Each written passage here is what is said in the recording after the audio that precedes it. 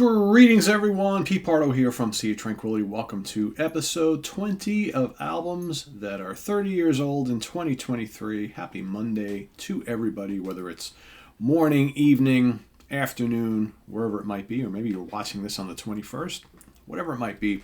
Thanks for coming by to the show. We have been looking all month at our favorite albums from 1993. They're celebrating their 30th birthdays or their 30th anniversaries here this year. We've got 31 days in March.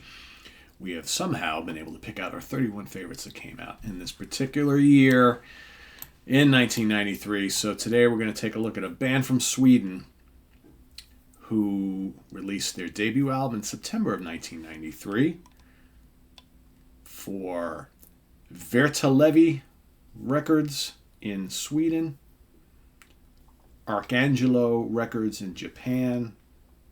God, what label is my CD even on? Don't even know. Let's take a look here. This is the Vertalevi label. All right, produced by the band along with Roger Skjo and Simon Nordberg. I'm talking about the debut album from Anekdoten Vemod. Look at that kind of cool, creepy cover, right? This is, how would you describe Anekdoten? Well, they are a prog band. They are a modern prog band that dips into sounds of the 70s, specifically the haunting, menacing sounds of King Crimson, right? But there's plenty of psychedelia on here. There's little bits of kind of post-rock. There's little bits of folk. There's little bits of doom, right? Kind of all rolled into one. Anekdoten, a very, very cool band who have released a bunch of albums over the years. All of them really exciting, really cool. This is one of those bands that, not a big band by any stretch of the imagination, but for those who follow prog rock bands who have debuted on the scene over the last 30 years, these guys are very well respected. Very well respected. So let's talk about the lineup of the band. Nicholas Barker on vocals, guitars, mellotron. Anna Sophie Dahlberg on cello, mellotron, and vocals. Jan Erik Liljestrom, bass guitar and vocals, and Peter Nordens on drums and percussion. Guest stars on the album, we got Pierre Weiberg on piano. Yes, that Pierre Weiberg, who's played with Opeth and the Spiritual Beggars and Kamchatka and lots of other bands. We've also got Par Ekström, contributes a little bit of flugelhorn and cornet. Right, so what do we got on this album? Lots of mostly lengthy tracks, big, huge guitar riffs in spots. Kind of like if you would imagine, I always, when I listen to Anekdoten, I think of Robert Fripp guitar work meets Kim Thayil from Soundgarden.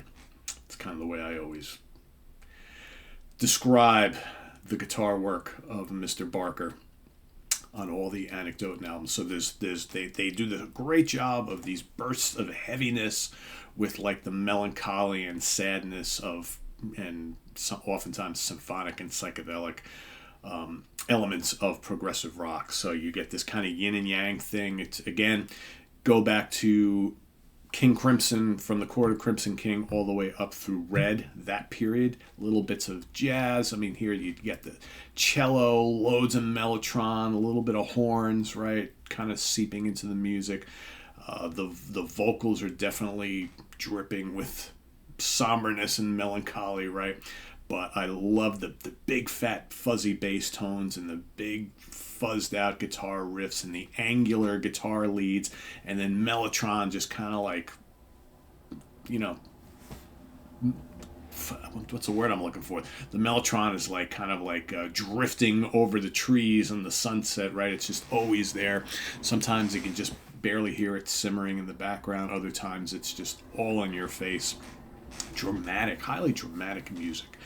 Really, really enticing and engaging. So we've got, and I love the way this band goes from like the light and heavy, light and shade, throughout all their songs, throughout all their albums. They really balance out this kind of like push and pull mentality, where we very rarely ever get a song that has the same tempo all the way through. The dynamics in this band are really, really cool. So Karelia is the opening track. It's one of their classics.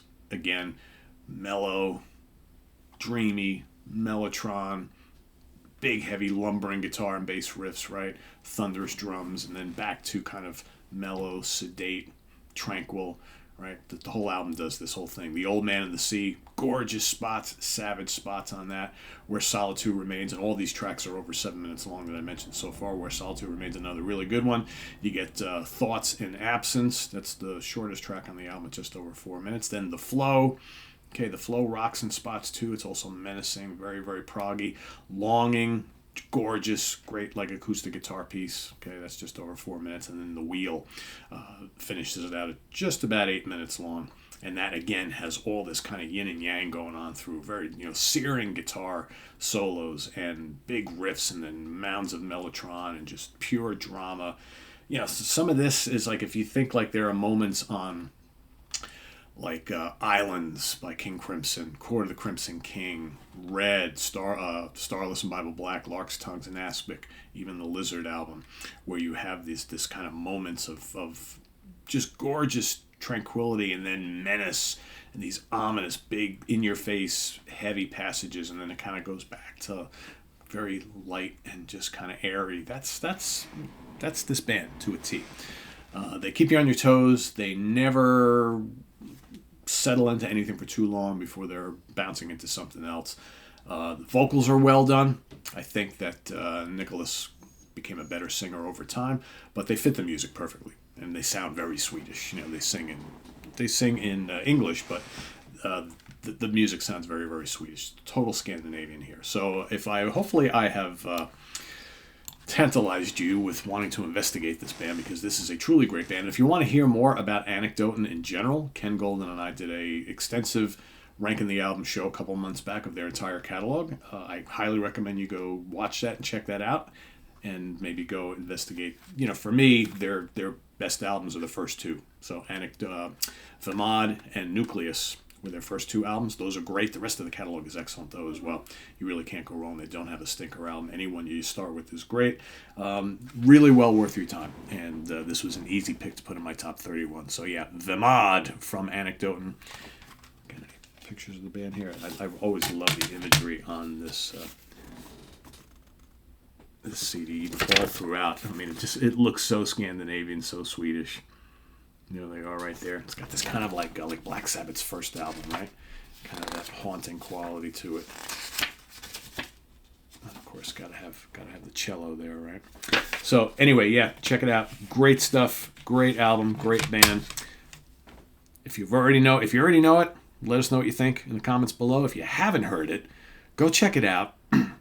Come back and report your findings, but also make sure you list your pick today for day 20 down below in the comments, and visit us on the web at www.seaoftranquility.org. We're on Facebook, we're on YouTube, all together, all the damn time. Please subscribe if you haven't already, and click on that notification bell so you get alert of all of our content as it posts, and please do hit the like button before you leave. Also down below there in the video description, down there somewhere, we've got the links to our Ko-Fi page for channel donations as well as our merch page. So go investigate all that, and I thank you in advance for that if you do. And tune in tomorrow for another episode, another album that is 30 years old in 2023. We've also got In the Prog Seat coming up tomorrow. We are going to be discussing, taking apart, analyzing, doing a deep dive. It's another album study. Colosseum 2's War Dance, the great kind of prog/fusion album from 1977 that's starring John Heisman and Gary Moore and Don Airey and others. Go check that out. Very, very cool album. That's what we're talking about tomorrow. And in the Prog Seat, we've got Wednesday, new album release day. Should have 2, maybe 3 for you. And then we've got Friday morning at the Funhouse from Martin Popoff. And then